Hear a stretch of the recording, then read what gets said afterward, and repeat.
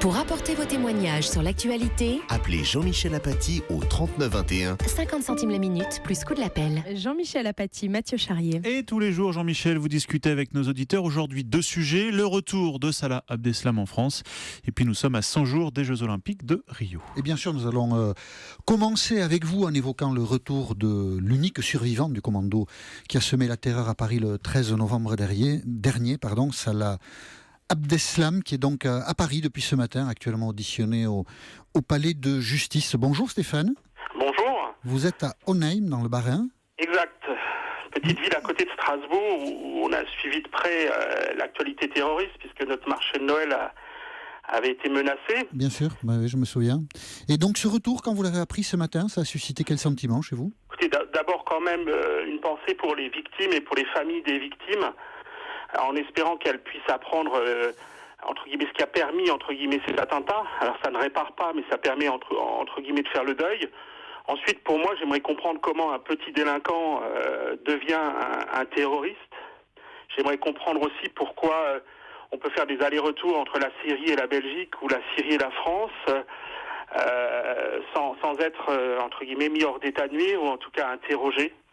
C'est beaucoup de questions que je me pose et je pense qu'il faudra réussir au travers du procès à lever le voile un petit peu sur les réseaux terroristes, sur les réalités du terrorisme. Comme vous le dites, voilà, j'habite une petite commune à côté de Strasbourg. Ça a eu un impact économique, ça a eu un impact touristique. Et puis, je me demande ce qu'on fera demain des Français qui sont en Syrie et qui, si l'armée syrienne ou d'autres armées font leur travail, vont quitter ces théâtres d'opération et tenter de revenir chez nous. Le procès, évidemment, n'apportera pas des réponses à toutes ces questions. Chloé Triomphe, qui est journaliste au service police-justice d'Europe 1, est avec nous dans le studio. Chloé, évidemment, le procès, il n'y a que Salah Abdeslam qui est dans le procès. Donc, son parcours, ça, il en parlera. Il n'a pas été en Syrie, lui, je ne me trompe pas. Il n'a pas été en Syrie, effectivement, mais vous posez, monsieur, la question du procès.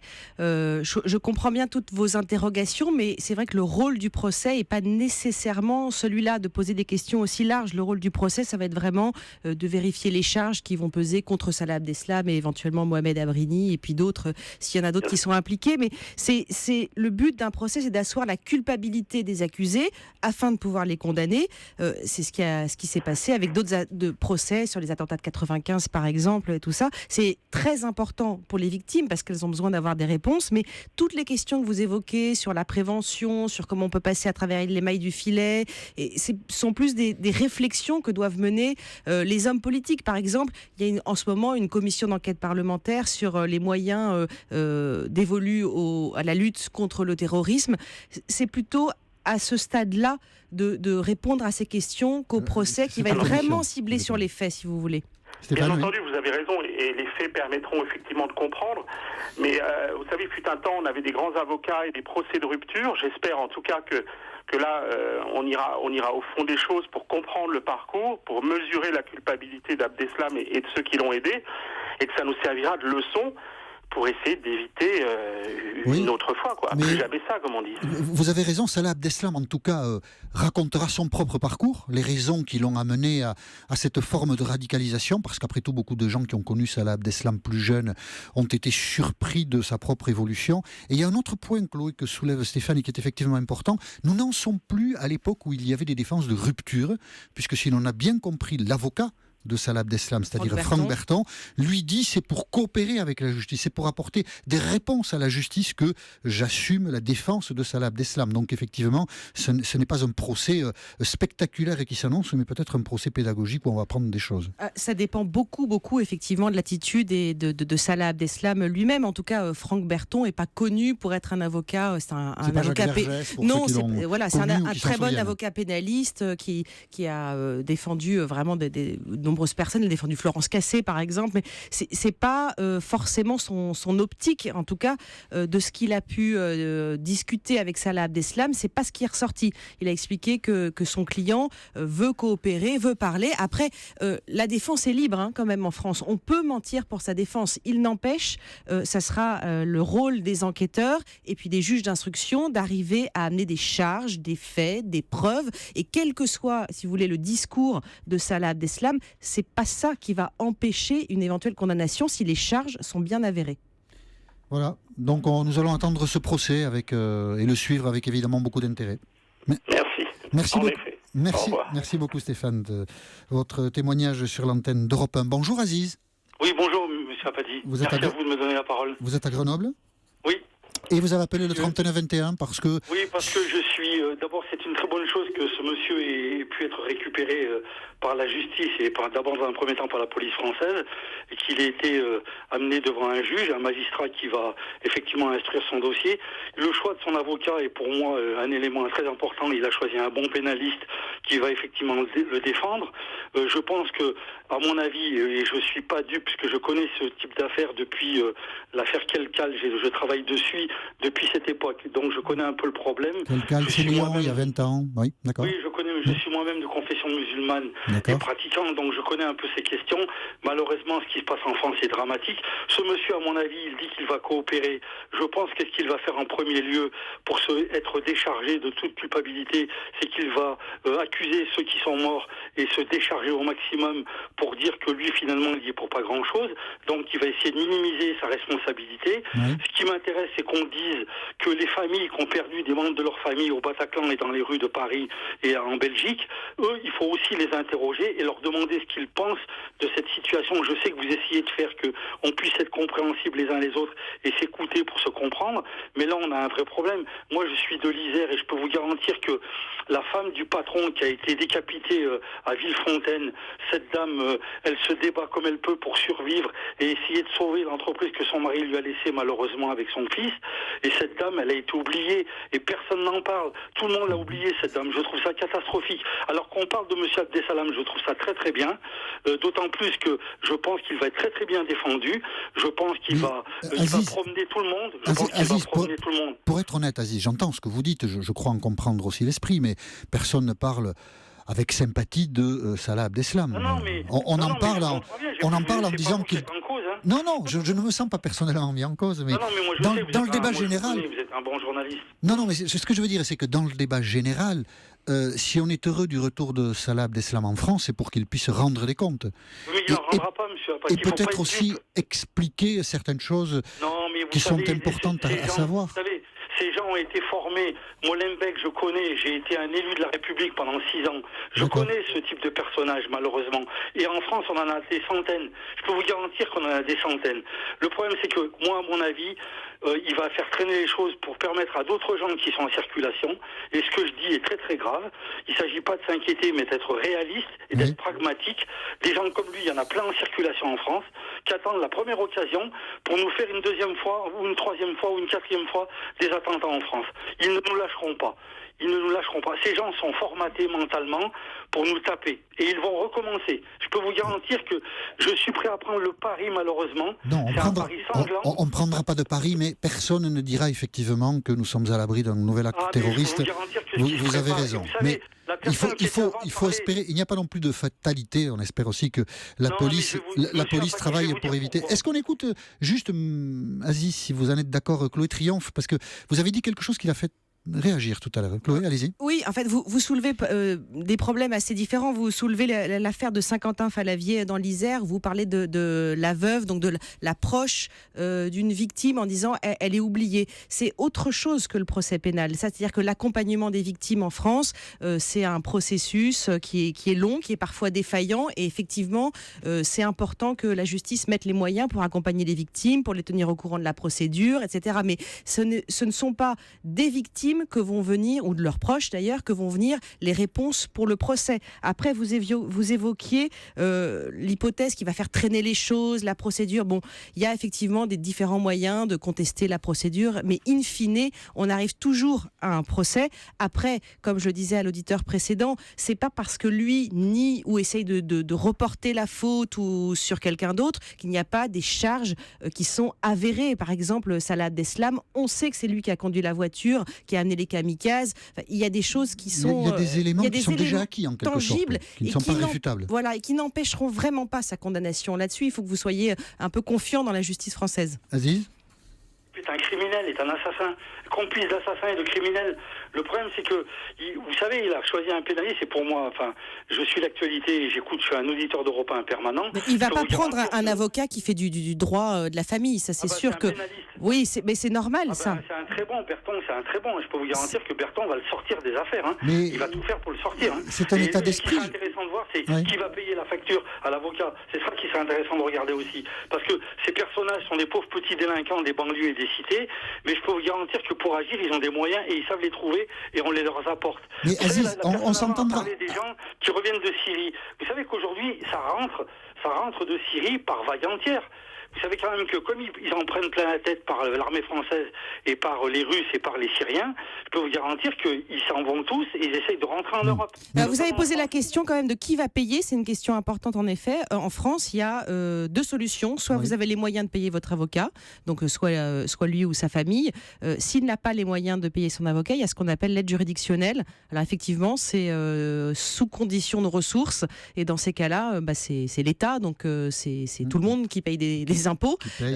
C'est au tarif minimum. Hein. Oui, l'avocat est payé, c'est assez symbolique. Hein. C'est pas ce qui ramène de l'argent. Aziz, on s'entendra quand même sur un point, j'imagine. Il vaut mieux qu'il y ait un procès plutôt qu'il n'y ait pas de procès. Quand même. Bien sûr, je suis d'accord avec vous. Le problème, c'est qu'on est dans un état de droit. Moi, je suis pour la perpétuation de l'état de droit. Aziz, c'est pas un problème, ça, c'est une chance. Non, pas du tout. Au contraire, c'est une chance. C'est une chance même pour ce type de personnage. Oui, c'est ça, oui, bien sûr. Voilà. C'est difficile à admettre parce que l'émotion est considérable. Et vu ce qui s'est passé le 13 novembre, évidemment, un premier mouvement, c'est humain, ferait qu'on pourrait être d'une extrême sévérité avec les gens qui ont fait cela. On voit bien de quoi on parle. Mais en même temps, mais on peut d'une sévérité dans la sévérité dans la condamnation, bien sûr. Mais ensuite, l'état de droit doit reprendre, doit être une priorité, une règle de vie entre nous. Voilà, c'est ça. Regardez, il y a d'autres pays qui prennent des mesures efficaces et pragmatiques. Vous avez les Américains, vous avez les Anglais, vous avez les Australiens, vous avez les Israéliens, qui prennent des mesures, qui ont créé des forces spéciales, qui interviennent sur leur territoire national pour éliminer les gens préventivement, qui sont des dangers publics et qui peuvent tuer d'autres gens qui n'ont rien demandé à personne. Oui. Les gens du Bataclan, les gens des rues de Paris, ils voulaient vivre leur vie, ils voulaient profiter de la vie, ils voulaient être heureux, ils voulaient être des femmes et des hommes. Mais ça, c'est évident, ça n'est pas un débat, ça, Aziz, bien sûr. Moi, je trouve que ce monsieur a beaucoup de chance d'être dans un État comme la France. Franchement, il a beaucoup de chance d'être dans un État de droit. Franchement, il peut remercier le ciel. S'il est musulman pratiquant, il peut faire une prière pour remercier la République française de le juger dans un État de droit. Mais nous aussi, Aziz, on peut être heureux d'être dans un État de droit. Et d'autres pays européens occidentaux ont été confrontés à des faits de terrorisme et ils les ont jugés. Les assassinats préventifs dont vous parlez concernent plutôt l'action des forces spéciales, par exemple américaines, en Syrie. Mais sûrement pas sur leur territoire. Je ne pense pas que les États-Unis, à ma connaissance en tout cas, procèdent à des éliminations anticipées de qui que ce soit, parce que ce seraient des crimes d'État et ça n'est évidemment pas acceptable. Voilà. En tout cas, merci Aziz pour votre témoignage et je comprends votre émotion et pour une grande partie on la partage évidemment. Bonjour Jacques. Les musulmans laïcs. Bonjour Jacques. Oui, bonjour. Vous êtes tout d'abord, comme les auditeurs précédents, je voudrais rendre hommage aux victimes, tant aux décédés qu'aux blessés. Et puis ensuite, je partage les avis de Stéphane et d'Ali. Pour ma part, j'ai ma question. Est-ce que c'est un vrai repenti, ce qui m'étonnerait mais nous sommes, comme vous l'avez dit, dans un état de droit et de démocratie. Je pense que ça peut être aussi un lâche, pourquoi pas une stratégie. Et si c'est un lâche, de toute façon, il se sait condamné par Daesh. Parce que Daesh n'acceptera pas le lâche qui a donné des noms et qui a peut-être malheureusement accéléré les attentats en Belgique. Mais d'ailleurs, vous avez raison, puisque le magazine de Daesh qui a publié des photos et qui a rendu un hommage à sa façon, enfin, le mot d'hommage est tout à fait déplacé, mais à ceux qui ont commis les attentats du 13 novembre, donc les dirigeants de Daesh avaient déjà rayé Salah Abdeslam de la photo. Ils n'étaient plus dans cette histoire, précisément parce que de leur point de vue, c'est un lâche et un traître. Alors, Jacques, un lâche aux yeux de Daesh, effectivement, mais ça ne lui évitera évidemment pas la condamnation aussi de la justice française. Il est condamné des deux côtés, si je puis dire. Et puis, je vous précise que les condamnations, les cours d'assises pour les crimes, les assassinats terroristes, sont quand même des cours d'assises spéciales composées uniquement de magistrats. Et ça change beaucoup de choses parce que il n'y a pas le jury populaire. Alors c'est vrai que tous les arguments, il va pouvoir les amadouer, il va les rouler dans la farine, il va faire appel à leurs sentiments, il va essayer de les embobiner, quoi. Ça ne fonctionne pas sur des magistrats, ça. C'est une cour d'assises spéciale et qui ont quand même la réputation en France d'être plutôt sévères. Oui, mais il va être condamné à la perpétuité. Comme il n'y a pas de vraie perpétuité en France, dans 30 ans, vous risquez de le retrouver dehors et dans l'attente, c'est le contribuable, c'est-à-dire c'est vous tous, nous tous, qui payons pour un... Oui, mais où le mettre ailleurs qu'en prison ? Vous pouvez le mettre en prison, mais il faudrait recréer la perpétuité vraie. C'est un autre débat, effectivement. Il y a la perpétuité et on peut la sortir d'une période de sûreté, par exemple, d'au moins 30 ans, ce qui garantit que pendant cette période de sûreté, il peut demander aucune remise en liberté. C'est la petite garantie qu'offre le droit français. Je crois que nous payons quand même. Nous avons la chance d'être en démocratie, nous payons quand même quelques faiblesses de la démocratie. Vous regardez Brejnik, qui a attaqué pour traitement inhumain via la Cour européenne, actuellement, on lui verse 36 000 € pour traitement inhumain. Bon, on est dans les limites, j'allais dire, acceptable pour moi de la démocratie. Mais parfois, oui, vous avez raison, certains individus qui commettent des actes absolument horribles et qui choquent profondément les sociétés et les consciences posent de tels problèmes qu'on n'a pas une réponse définitive à leur cas. Oui, vous avez raison, il faut vivre avec ça. Mais vous avez raison. Le dernier point que je voulais vous dire, c'est que je pense que pour ce genre d'individus, actuellement, je dis bien actuellement, on a un système carcéral qui est profondément inadapté. Je pense qu'actuellement, alors ça commence à réagir, mais il y a un djihadiste qui rentre, il y en a 10 qui sortent. Et donc, il faut faut arriver à trouver un système qui permet vraiment un système carcéral adapté à ce genre d'individus. Alors c'est en train de se mettre un petit peu en place au niveau de l'administration pénitentiaire. Je ne sais pas si vous vous rappelez qu'ils ont décidé de mettre en place des unités dédiées où éventuellement les djihadistes seraient un peu regroupés et où on les prendrait en charge de façon différente. Oui, et vous avez vu les différents reportages qui sont sortis, on leur fait faire du sport, on leur fait faire du judo, etc. Jacques, vous avez raison sur un point, c'est que nous sommes confrontés à des défis assez nouveaux finalement. Tout à fait. Et donc, pas assez vite. Il faut du temps pour adapter des réponses, pour trouver des réponses adaptées. Et il faut agir vite. Et alors j'avais autre chose à vous dire, si vous permettez. Un dernier mot, Jacques. Je voudrais rendre hommage au service de renseignement. Oui. Mais je trouve quand même dommage qu'on paye là aussi une erreur politique qui a été faite, c'est-à-dire le regroupement de l'époque de la DST et d'RG qui sont devenus maintenant la DGSI. J'ai connu dans mon métier intérieur des moments où les RG nous aidaient beaucoup à se défendre dans l'entreprise contre les gens, les djihadistes, les extrémistes. Maintenant, cette partie-là de RG qui était faite sur le terrain, la DST est devenue DGSI, fait du bon travail de renseignement, mais à l'intérieur et pour nous aider à nous, citoyens de base, on a perdu ces moyens-là. Les RG étaient quelque chose d'excellent, et d'autre part, je suis quand même surpris qu'on ne mette pas toujours, qu'on affiche toujours pas à la télé ou quelque part, le fameux numéro vert où on peut signaler des cas de gens qui deviennent un peu intégristes, etc. Alors vous le trouverez, puisque ce matin, Pierre de Cossette, notamment du service police-justice d'Europe 1, a fait un papier là-dessus qui signalait la forte augmentation de gens en voie de radicalisation. Vous trouverez le numéro de téléphone sur le site europe1.fr. Voilà, si vous souhaitez l'avoir. Je vous remercie beaucoup, Jacques, pour votre participation à ce débat sur l'antenne d'Europe 1. Nous allons marquer une petite pause et nous poursuivrons notre dialogue toujours sur Salah Abdeslam. À tout de suite. Pour apporter vos témoignages sur l'actualité, appelez Europe 1 au 39 21. 50 centimes la minute plus coût de l'appel. Jean-Michel Apathy, Mathieu Charrier. Voilà, Salah Abdeslam est de retour en France. Il est devant ses juges actuellement au palais de justice. Et évidemment, cette information vous incite, et je vous en remercie, à nous appeler nombreux au 39 21. Bonjour Pierre. Oui, bonjour Monsieur Apathy. Vous êtes en Haute-Loire ? Oui, c'est ça. Que représente pour vous ce retour de Salah Abdeslam ? Je dirais surtout... Pour les familles des victimes, c'est en partie, je l'espère, un soulagement, puisque la justice devra faire son office, ce qui n'est quand même pas très simple en France, puisque on remarque depuis le début des témoignages que, effectivement, ça pose beaucoup de questions. Le système judiciaire français est très lourd. Effectivement, ce sont des terroristes. Je pense effectivement, comme certains, qu'il risque de se victimiser. Il faut, je dois dire, beaucoup de professionnalisme de la part de M. Berton, qui va être certainement taxé de vouloir exister médiatiquement, etc. Ça, c'est comme ça, mais il faut aussi de l'abnégation, de la franchise de sa part d'après ses dernières déclarations pour défendre un homme comme ça. Mais après tout, il a prêté serment, il est avocat, c'est tout à son honneur. L'essentiel, c'est qu'il arrive à lui faire dire la vérité, ce qui ne sera pas simple, je suis d'accord avec certains auditeurs. Maintenant, le système judiciaire français devrait peut-être être un peu dépoussiéré par rapport à ça, mais ça pose aussi la question de savoir s'il ne doit pas exister réellement un système judiciaire européen, puisque la menace, elle ne pèse pas qu'en France. Ça s'est passé sur notre territoire qui est encore souverain, Dieu merci, mais ça se passe en Europe. Et là, il faut être quand même assez sévère avec ces gens-là.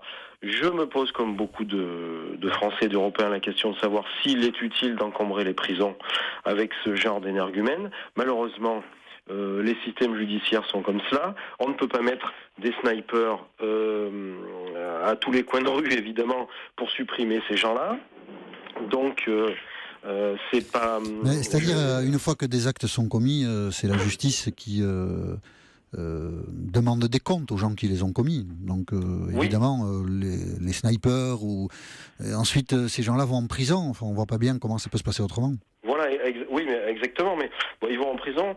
Alors parfois, effectivement, pour en sortir au bout de 20-25 ans, c'est à la justice de décider. Mais il faudra vraiment, je pense, dépoussiérer et prendre de vraies décisions courageuses en matière de justice pour d'abord faire en sorte que ces gens-là et leur réseau n'existent plus. Mais, on le disait il y a quelques semaines, ça va être très long. Les experts judiciaires et militaires le disent. C'est une guerre qui va durer au moins 10 ans pour éradiquer ces gens-là. Oui, donc il faut être très très vigilant. Moi je suis d'une région où il y a une douzaine d'années, dans une des grandes villes de ma région.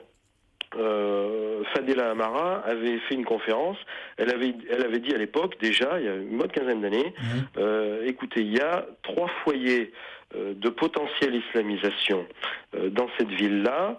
Il faudra surveiller. Alors Dieu merci, pour l'instant il n'y a pas d'incidents terroristes, etc. Mais les tensions montent dans différents quartiers, et ça c'est valable dans beaucoup de villes.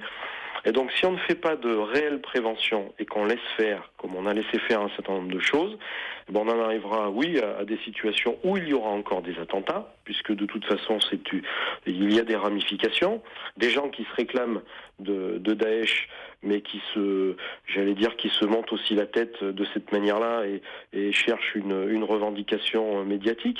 Mais c'est très dangereux ce qu'on vit. Et je comprends aussi que les familles des victimes attendent quand même avec impatience un procès pour savoir qu'est-ce qu'il est advenu de cet homme-là à un moment donné, comment est-ce qu'il a basculé, alors est-ce qu'il va dire la vérité, ça c'est une autre question. Mais ça effectivement, il n'y a que lui qui est maître de ce qu'il veut dire, et qu'il soit sincère n'est peut-être pas l'hypothèse à privilégier, mais on n'a pas les moyens de faire autrement que de lui poser des questions, et on peut être d'une certaine manière heureux de pouvoir le faire, parce que ça permet, les collectivités, les consciences fonctionnent comme ça permet de réparer un peu les plaies, de calmer les peines, de pouvoir exiger des comptes de ceux qui ont commis des actes comme ça. Oui, donc le procès de ce point de vue est toujours un apport dans une société. Chloé Triomphe, défendre quelqu'un comme Abdeslam, c'est quand même difficile. Comment est-ce qu'un avocat comme Franck Berton s'y résout? Quelle est sa démarche, sa motivation, si vous pouvez nous C'est compliqué parce qu'il y a certains avocats effectivement qui en off expliquaient qu'ils ne se sentaient pas de défendre des djihadistes. C'était éthiquement trop compliqué pour eux, mais il faut aussi un avocat pour le défendre. Donc c'est très bien que Franck Berton ou un autre ait pris cette décision. Après, je pense qu'ils sont vraiment attachés au droit et qui se disent je vais faire le maximum en droit sans pour autant l'excuser.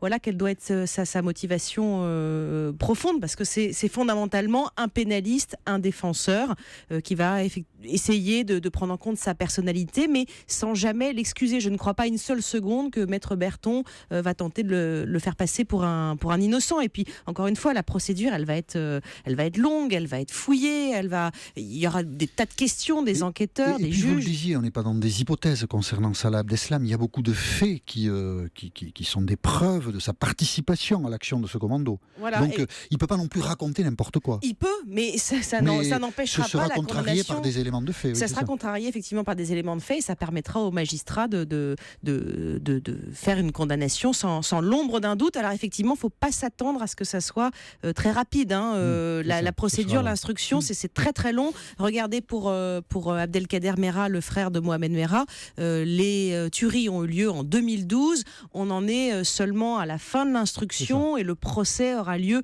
au mieux avec tous les recours de la procédure en 2016 voire 2017. Merci beaucoup Pierre pour votre participation à notre débat sur l'antenne d'Europe 1. Et je vous souhaite une très bonne journée. Et nous allons terminer cette conversation avec Myriam. Bonjour Myriam. Bonjour. Pour vous, que représente le retour de Salah Abdeslam en France ? Alors, c'est quelque chose de très important pour moi parce que j'ai ma famille qui a été victime d'attentats il y a longtemps, en 88. Donc mon père, ma mère et ma sœur ont été victimes d'un attentat sur un bateau en Grèce.